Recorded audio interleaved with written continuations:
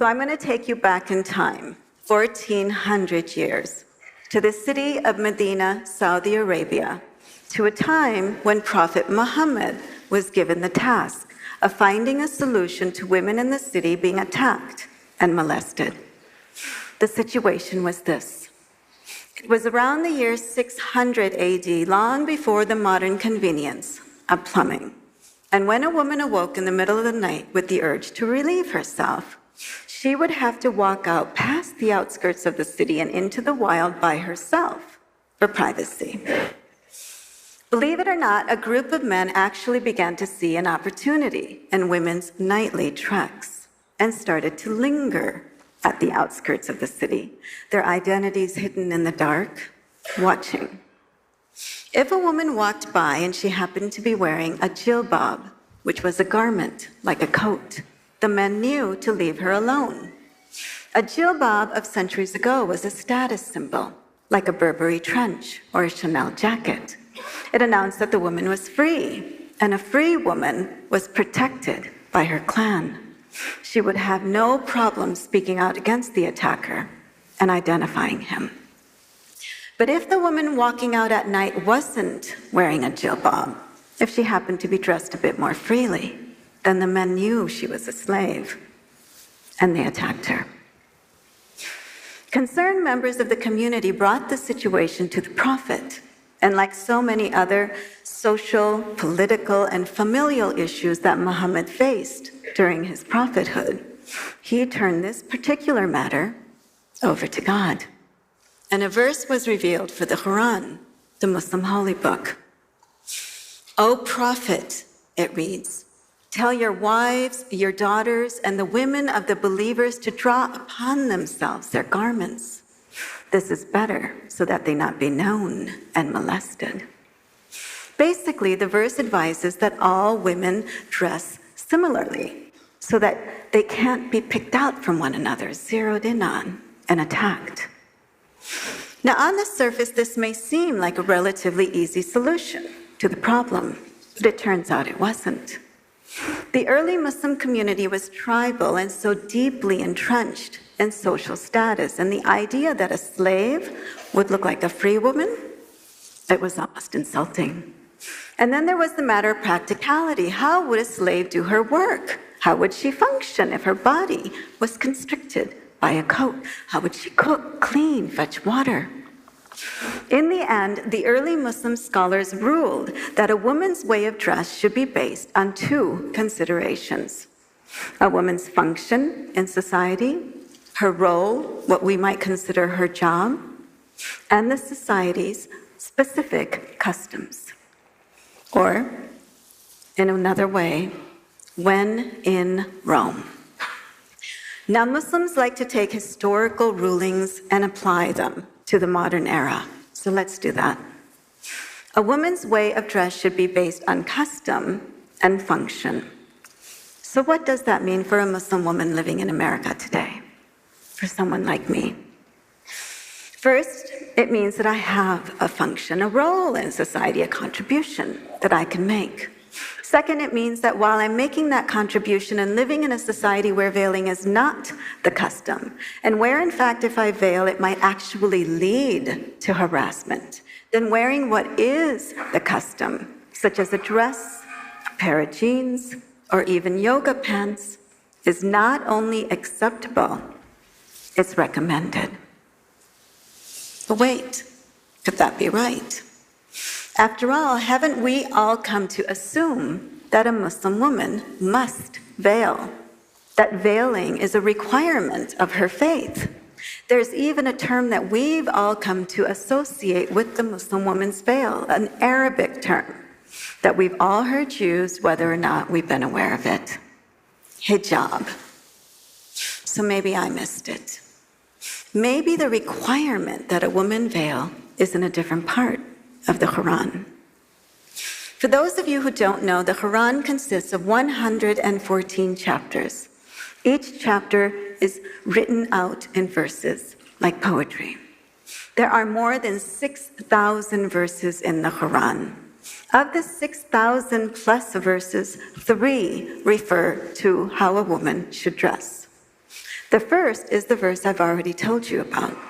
The second is a verse that directly speaks to the prophet's wives, asking that they begin to dress a bit more modestly because of their role, their function in society as his wives.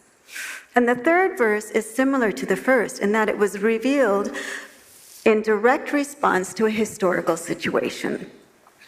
Early records show that the custom, the fashion during the pre-Islamic era was for women to wear a scarf on the head called a khimar, which would be tucked behind the ears and allowed to flow behind the back. In the front, a woman wore a tight vest or a bodice, which she left open, exposing her breasts, sort of like the images you see in Game of Thrones. When Islam spread through the Arabian Peninsula, a verse was sent down asking that women use this scarf or any other garment to cover the breasts. And that's it. That's basically all there is in the Qur'an concerning how a woman should dress. Turns out, God doesn't give a bullet point of all the parts on a woman's body that he wants hidden from view. And in fact, it might be argued, and it is argued. I cannot stress enough that it is argued by many Muslim scholars that the reason these verses were left intentionally vague is so that a woman could choose for herself how to dress according to her specific culture and the progression of time. And that term hijab, guess what? It's not in any of these three verses. In fact, it's nowhere in the Qur'an directly meaning a woman's veil. That's not to say that the word doesn't appear in the Qur'an, because it does appear.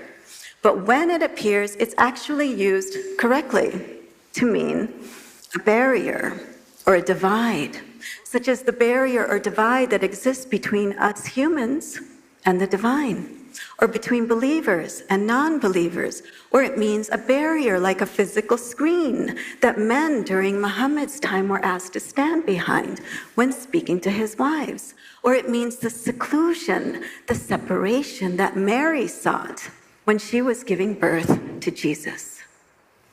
That separation and seclusion, that means hijab. That physical screen, that means hijab. That barrier, that divide, that means hijab.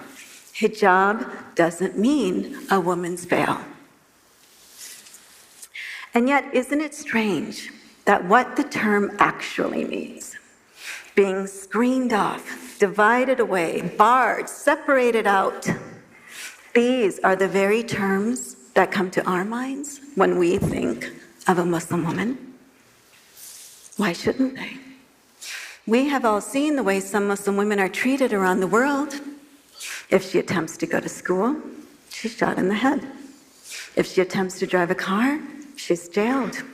If she attempts to take part in the political uprisings happening in her own country to be heard, to be counted, she's publicly assaulted. Forget about hiding out in the dark at the outskirts of a city. Some men now feel comfortable enough to assault a woman on the sidewalk for the world to see. And they don't care to hide their identities. They're more interested in making international headlines. They're too busy making videos and uploading them onto YouTube, bragging about what they've done. Why don't they care to hide their crimes? They don't feel like they've committed any crimes. It's the women who've committed the crimes. It's the women who got these funny ideas in their heads, ideas that actually led them out of the house, led them into society, believing that they can make a contribution. And we all know honorable women, they stay at home. Honorable women stay invisible, just as it was the custom for honorable women to do during the Prophet's time. Is that true? 1400 years ago is long before feminism. Were women locked away behind doors, screened off by veils? Well, it turns out that the Prophet's first wife was what we would define today as a CEO. She was a successful merchant whose caravan equaled the caravans of all the other traders put together. She essentially headed up a successful import-export company. When she hired Muhammad to work for her, she was so taken with his honesty that eventually she proposed. I'm not sure how many women feel comfortable proposing marriage to a man today. And Muhammad's second wife, she was no slacker either. She rode into battle on the back of a camel, which is equivalent to a woman riding into battle today inside of a Humvee or a tank. And what of the other women? Early records show that women demanded to be included in the Islamic revolution taking place around the Prophet. One woman became famous as a general when she led her army of men into battle and crushed a rebellion. Men and women freely associated with one another, exchanged gifts.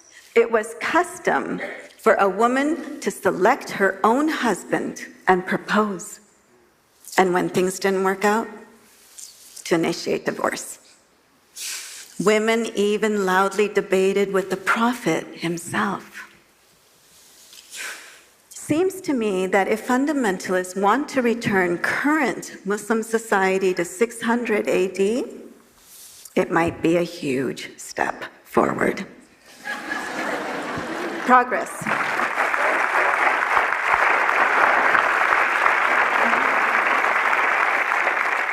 But we still have to answer an important question. If not from Islamic history, and if not from the Qur'an, how is it that we in the modern era have come to associate Muslim women with hijab, with being separated out from society, secluded and isolated, barred from the most basic human rights?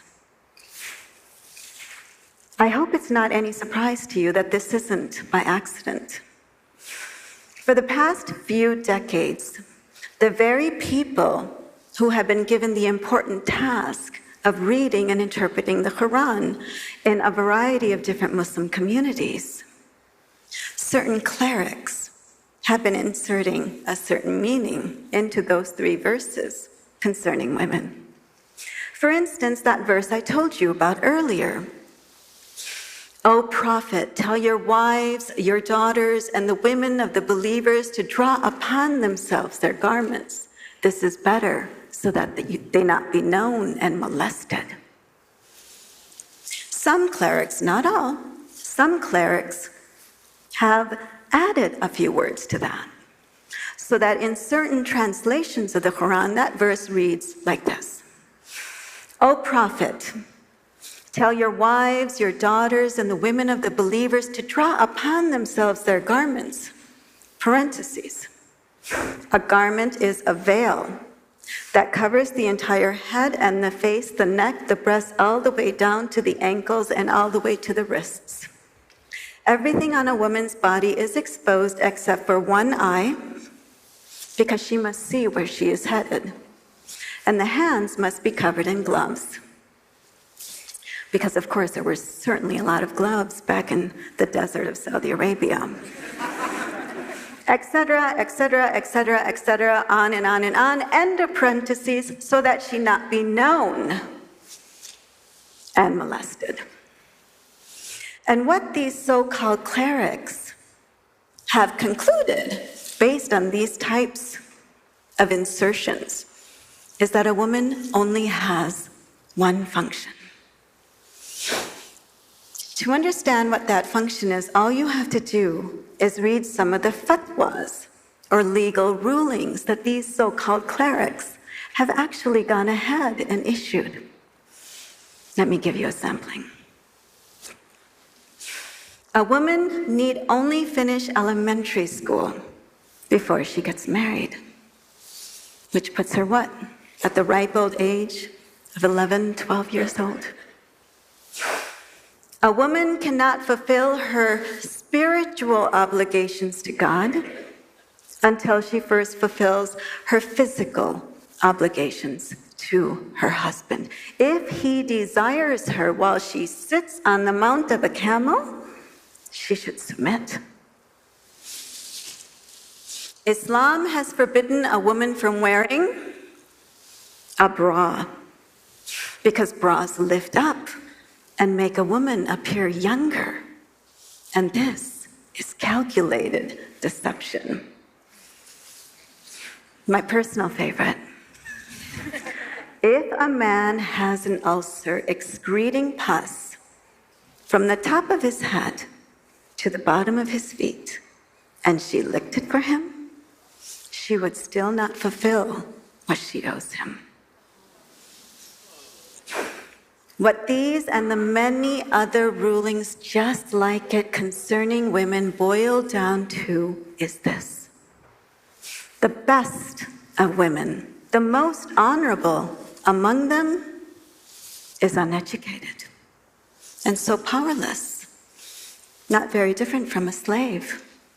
So she remains at home without complaint, without a bra, ready and available at all times to satisfy his every whim, even if it's to lick his entire body. Satisfying him whenever he calls, whether it's in his bed or on the mount of a camel. Does this sound like God's will to you? Does this sound like Scripture? Or does this sound strangely, uncomfortably erotic, like the worst kind of misogynist fantasy? Are these so-called clerics and the fundamentalists and extremists who support them truly purifying Islam from within, bringing it back to its intended form? Or are these men no different from those men standing out in the dark at the outskirts of the city, eager to prey upon a woman? Thank you.